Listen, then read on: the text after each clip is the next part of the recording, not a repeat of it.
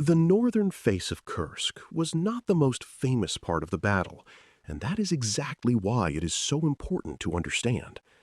Popular memory often moves quickly toward the southern fighting and the later clash at Prokhorovka, where the story seems more dramatic and mobile.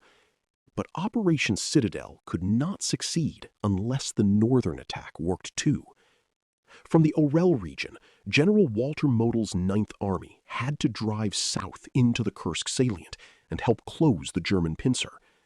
What happened instead was a grinding battle in which German tactical skill and armored strength met a Soviet defense that refused to open into operational freedom. The northern face matters because it shows how a battle can be decided not by a spectacular collapse, but by friction applied steadily until an offensive loses its purpose. If you would like to move beyond the podcast, you can see my available books at militaryauthor.me. And at trackpads.com, you will find magazines and galleries with hundreds of thousands of photos and videos to explore. Model was not careless, and his caution shaped the northern battle.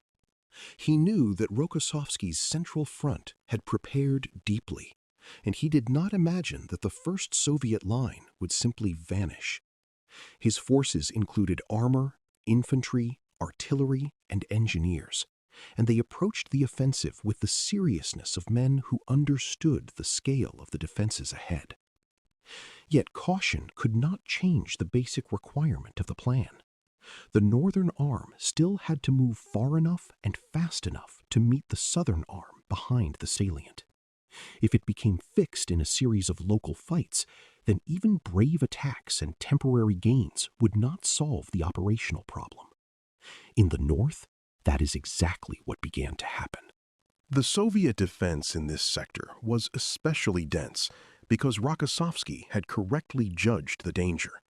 He had prepared multiple belts of trenches, minefields, anti-tank guns, artillery positions, and reserves arranged to slow the German attack from the beginning. The defenders' aim was not to prevent every penetration at the forward edge. That would have been unrealistic against German forces of this quality. The aim was to make penetration costly, to keep German units under pressure, and to prevent the attack from turning into fluid movement. In plain terms, the Soviets wanted the Germans to spend the day fighting over the defense instead of racing through it. On the northern face, the battlefield was designed to be sticky, and the German attack began to stick. The terrain reinforced the defensive plan. The northern approach was broken by villages, fields, ridges, ravines, and routes that could be covered by artillery and anti-tank fire. Without a map, it is enough to picture an attacker trying to push south through a landscape that offered no single open gate. Every useful road or patch of passable ground could be mined. Every village could become a strong point. Every rise could conceal observers or guns. The Germans needed to create lanes and widen them because armored formations cannot exploit through a narrow gap if traffic jams, disabled vehicles, and enemy fire choke the route behind them. The Soviets did not have to make movement impossible everywhere. They only had to make smooth movement impossible where it mattered.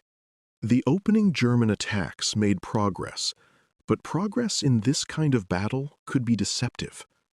A unit might seize a trench line and report success, only to find another line beyond it. Engineers might clear a path through mines, only for artillery to fall on the lane they had opened. Tanks might push ahead, but then discover that infantry was delayed, or that anti-tank guns covered the next slope. This was the recurring problem of the northern face. German forces could win immediate fights, but each fight consumed fuel, ammunition, vehicles, men, and daylight. The Soviet defense converted German strength into expenditure. It did not have to be elegant to be effective. Anti-tank guns and artillery formed the backbone of the northern resistance. Soviet gunners were positioned to exploit the places where German armor had to slow down, turn, or bunch together. Artillery fire disrupted infantry, engineers, and supply movement, not just tanks. This is important because an armored attack fails when its parts fall out of sequence. Tanks without infantry can be isolated. Infantry without armor can be pinned down. Engineers without protection cannot clear obstacles. Supply columns delayed behind the front cannot sustain the next push. On the northern face, Soviet fire worked against the German system, not merely against individual vehicles. The result was that the attack's coordination became harder to maintain the farther it pressed into the defenses. The fighting around places such as Ponyri and the approaches toward Olkovatka would become symbols of the northern struggle. But even before those names take center stage, the pattern was clear. The Germans were being drawn into a battle of positions, and that was precisely the kind of battle they had hoped to avoid. A pincer offensive depends on the conversion of shock into movement.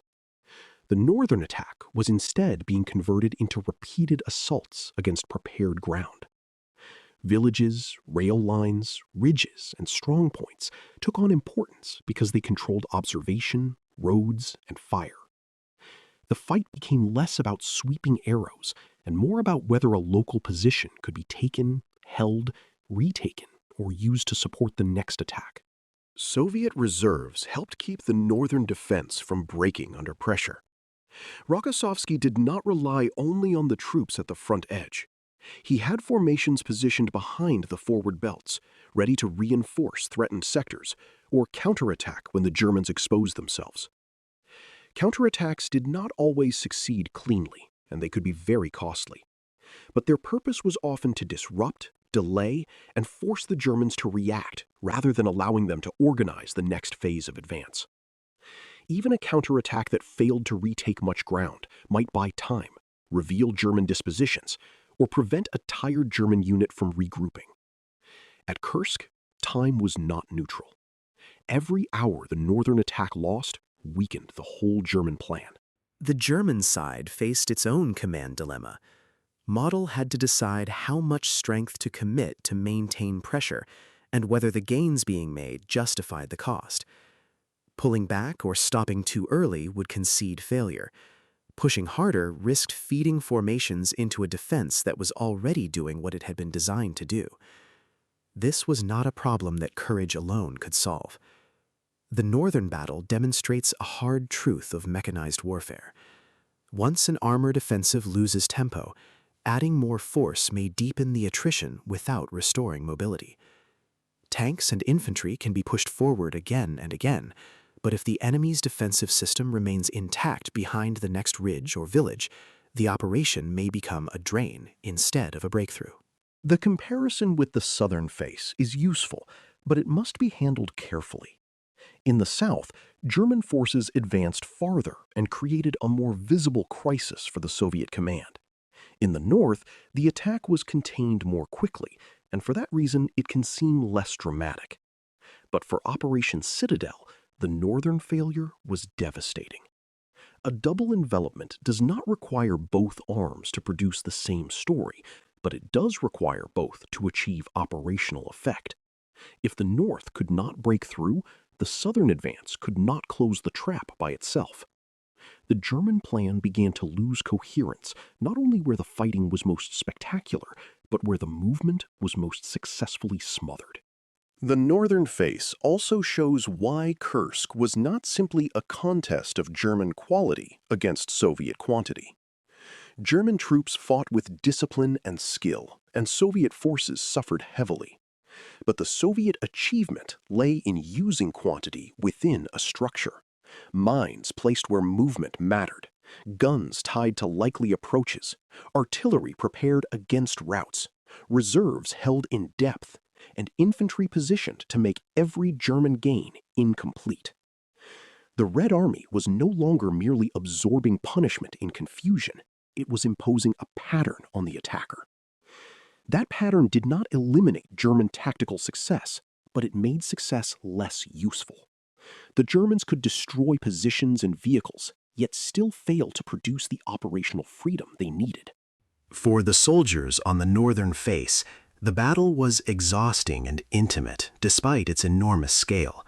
German crews and infantry advanced into fire, mines, dust, and the repeated shock of realizing that another defensive line waited beyond the one they had just fought through.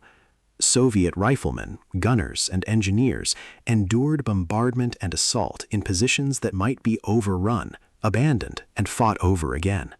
The ground became littered with damaged vehicles, broken guns, torn wire, shattered trees, and the debris of repeated attacks. This was not a clean duel of machines. It was a slow grinding down of human beings and equipment under the pressure of an operational plan that demanded speed, where the battlefield permitted only struggle.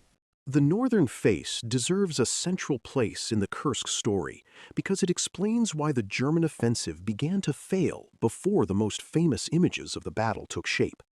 It was not flashy, but it was decisive in its own way.